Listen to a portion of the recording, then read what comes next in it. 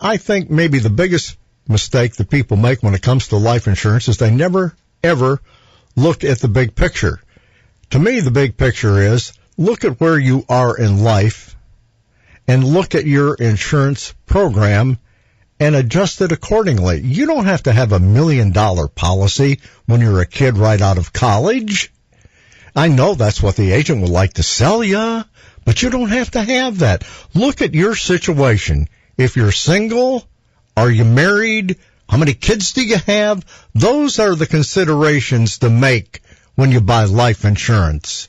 That's what we're talking about when we talk about buying life insurance early.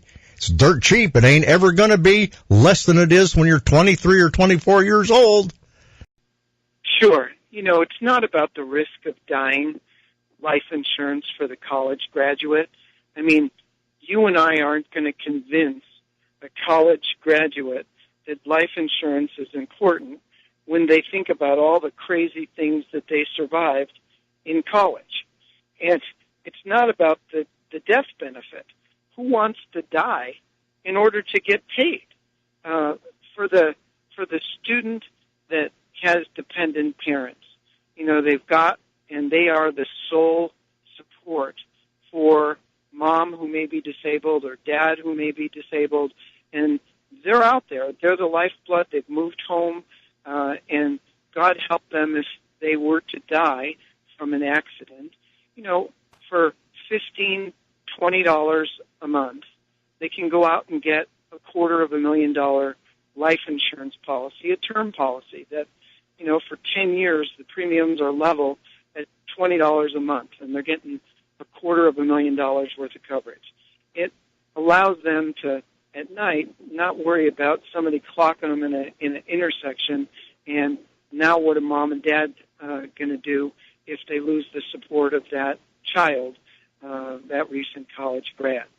Second, I like life insurance for a college graduate that has an extra $100, $150 a month. Why? I like whole life insurance. It gives the student a death benefit, but it also gives them a mandatory savings vehicle that if they could put aside $100 a month and they wound up getting $250,000 worth of life insurance on top of it, and they could earn 4.5% guaranteed interest. All a college grad has to do is take a peek at the interest that they're getting paid in their savings account or in their checking account, and it's like 0.02%.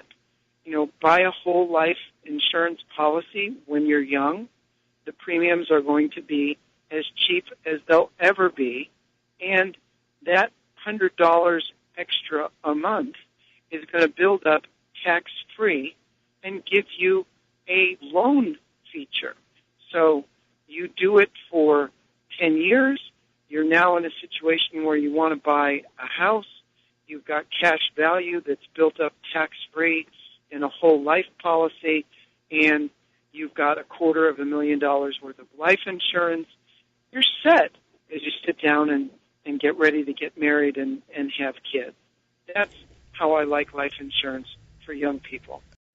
If you haven't purchased a gift for a friend or a family member who's graduating from college, think about picking up the premium for the first year in a term policy that Frank just talked about. For $250 a year, you can get them $250,000 worth of coverage. Now, don't ask them if this is what they want. Just do it. Because if you give them $250, say, no, I want you to go out and buy a term policy. Good luck to that.